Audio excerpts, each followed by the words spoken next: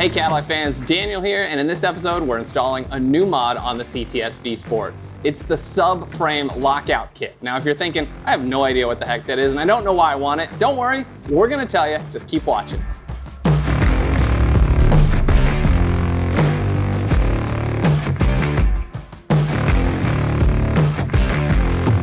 Alright guys, welcome to the channel. I'm here with Rich from Revelry Racing. Rich is a longtime friend, Cadillac owner. He's got a 2014 CTS-V Sport, and he likes to get the most out of the car's suspension. So Rich, what the hell is a subframe lockout kit? That's a good question. These cars from the factory have a rear subframe that's mounted to the car with these metal and rubber bushings. Lots of little air voids in there that absorb movement, noise, vibration, and harshness. Well, they're great when they're brand new, but over time the rubber gives out. These can't hold things together. Some of the top performance models have solid aluminum, but that comes with it noise, vibration, and harshness. That's not always great for the street. Especially in your Cadillacs. Especially in a Cadillac. So our lockout kit is specially designed to fill the spaces and the voids in the factory bushings that stop the outside from moving relative to the inside, give you performance really similar to a solid bushing without all the NVH. So if I drove a car that was more solid versus squishy, like what things would I notice when I drive it? Well, first of all, when you're launching or especially drag racing and roll racing, you'll notice when you're on the throttle at maximum power with grip, when the bushings begin to give out, especially on higher horsepower, older cars with mileage, the rear begins to steer. So if you're exhibiting that in your vehicle, you're going to see a huge improvement. If you're not, you're still going to feel a more solidly planted rear end. It's going to be like high definition from the back axle of your car. So this is for the CTS-V Sport. What other cars are you making them for? Currently, we have a CTS-V Sport from 2014 to 2019, and we also have the Cadillac CTS-V 2016 to 19. The V Sport kit will fit all non-CTS-V models from 2014 to 19. Are other cars coming? You know, we've been looking into newer Blackwings. A lot of it's very adaptable, so we think we're probably going to have those next. And we have had some interest from the ATS-V crowd. However, that smaller, lighter car gets less flex because it doesn't weigh so much. Yeah, and you know, Cadillac just released the new track version of the Blackwing. What do they call it again? The Blackwing Track Pack, I believe it is. What was one of the mods that they did on that to make it more of a track pack? They said they increased the stiffness of these bushings 1,000%. And just really quickly, if you look at a bushing like this, and you'll see an insert that fits in there on the top and on the bottom. We use retaining plates, we use new bolts, and when this all gets cinched into the car, it locks the bushing together, stops the subframe from moving vertically, horizontally, and longitudinally. And that really improves. I mean, I don't know if it's 1,000%, but you'll notice it. Real quick, check out these before and after videos. The upper photo is the one without the subframe lockout kit and the lower one is with. The red area is the body of the car. The blue area is the subframe. The camera's mounted to the subframe, and the green area is the suspension. The suspension, for the most part, moves independently, but since the camera's attached to the subframe, it holds still and you'll see the body of the car moving away from the subframe. In these videos, you're gonna see the driver gas on and off under high power. Sorry for the quality, it's hard to film under a car. Keep your eye on that heat shielding on the right side. Look how much it moves around. But on the car with the lockout kit, it definitely doesn't move around nearly as much because the body and the subframe are locked in together. All right, so we're gonna go get my car. We're gonna get it on this lift. It's gonna make it a little easier on us, and of course, easier to show you in the video. But Rich, do I need a lift to do this? Absolutely not. This can be done on your garage floor with your basic tools, a floor jack and some jack stands. It's easier with a friend. Yeah, okay. All right, well, let's get started.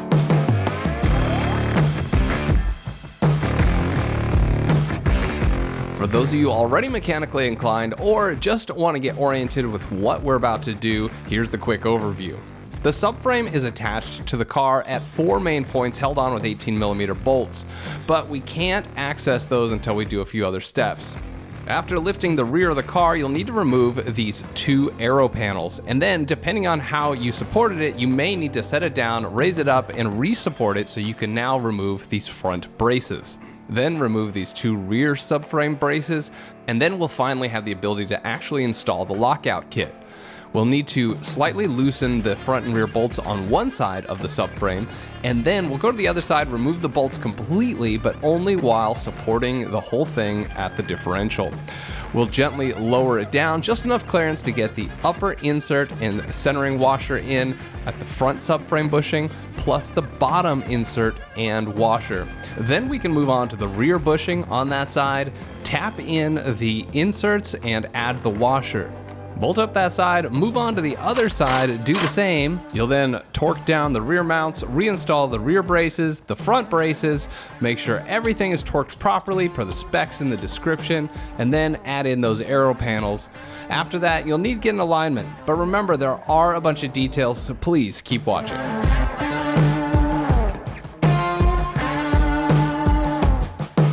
Turns out the only way a lift is going to make things easier is if you have a drive-on 4-post lift, but in this case, it probably made it a little more complex. My low car made it difficult for the lift arms to get under the car, and we had to do some workarounds. I'll take you back to my garage where your basic jack and jack stands or wheel ramps will make the process pretty simple. Raising the rear from the side rear jack points leaves you with really no place to put jack stands, so you have two options: either lift at the front lift point and have it high enough to get a jack stand safely under the rear while you do some of the work, or if you have a long enough jack and your car isn't too low, slide a jack under the rear differential, lift it up, and support the vehicle at the jack points or with lifting blocks or ramps. Always make sure the front wheels are chocked though. With the rear of the car properly lifted, we can move on to the first step, which is removing these plastic aero panels ahead of the rear wheels. They're held on by 10mm nuts and bolts, plus a couple of screws at the splash guards.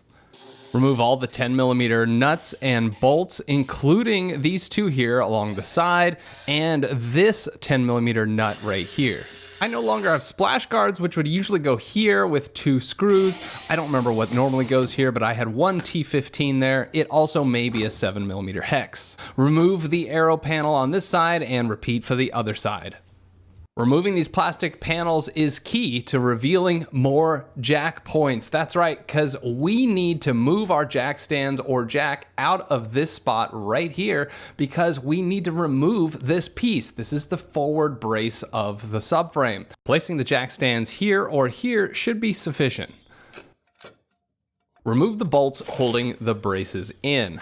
The forward bolts are 15mm. Once those are removed, remove the 18mm that is at the subframe forward mount. This is a long bolt and you're actually going to reinstall it after you've removed the brace. No need to tighten it up though. The rear section of the subframe also has braces that need to be removed. They're located right here and they're held on with two 15mm nuts each. Remove those braces and set them aside. Now we have full access to the 4 subframe mount points and those 18mm bolts holding the subframe in. Make sure the car is resting on jack stands, and then you'll use your floor jack, or we're using this jack stand, to support the rear differential, and we're going to use that jack to raise and lower the whole subframe assembly while we install our inserts. A helpful note here is marking the position of the subframe before we remove anything, and this will help you in getting it back to the same position it was to minimize alignment changes. However, it doesn't really matter too much because you really want to go get the car aligned after this procedure. Now to install the inserts. Pick one side and loosen the bolts on that side just a few threads so that it can sag a little bit. Then we'll go to the other side and remove the bolts completely, all while being supported by the jack at the differential. Here's the front and the rear subframe bushings without the bolts installed. Here's Rich with a mount outside of the subframe explaining how the parts go together. Alignment bushing for the subframe, the upper insert, the lower insert, and the plate. This goes up and then it's all bolted together. Using your jack, carefully lower the entire subframe assembly. The side you remove the bolts on will sag the most. You only need a couple inches, but be careful, make sure no wires or tubes or anything are starting to be stressed. On the forward mount point, we only need a couple inches of clearance up there between the subframe and the car's main unibody so we can get these parts in. Here you can see the top of the bushing. Lubing the inserts makes it a lot easier to put them in because it's a tight fit. So Rich is using silicone lubricant before inserting the parts. With the cradle lowered, you can insert the upper insert. Make sure that diamond is towards the front of the car. Then, once that upper insert is in, you can drop in the alignment bushing. Make sure that alignment bushing is centered and fully seated. You can see the alignment pin on the body of the car that's going to go down into the bushing, into that bushing insert. Next, Rich is going to lube up the lower insert. Just like the upper insert, this one has a diamond. You want to make sure that diamond is pointing forward. Once that's on, you can use one of your new bolts because these are torque to yield bolts and they should not be reused, along with the large silver washer that Revelry Racing provides. It's possible you'll struggle getting the bolt in because the holes aren't aligned. You can use a long extension or dowel and run it up through one of these holes in the subframe to pry it into position and get things aligned. Here we're looking at the rear mount and you want to adjust it until you can get all the holes centered up. That completes the forward driver side bushing insert install, and we're going to do the rear driver side now. Remember, that's the side that's sagging down right now, and that's what we're going to work with before moving on to the other side.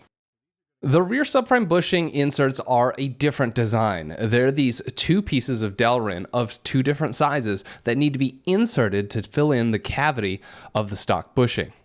You'll find it easiest to lube up the holes of the stock bushing and then insert the Delrin inserts. Start with the larger one, the rear one, and then you can put the forward one in. You may find that the front one is hard to get fully seated, so use an extension or a hammer, whatever you need to do to tap it in until it's flush.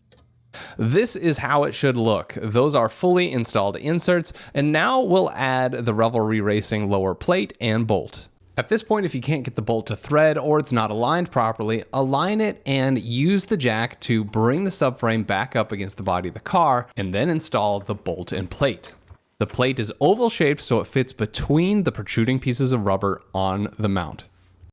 With that side done, you don't need the bolts tight. In fact, you probably want to back them out a bit so that they sag down just a little bit.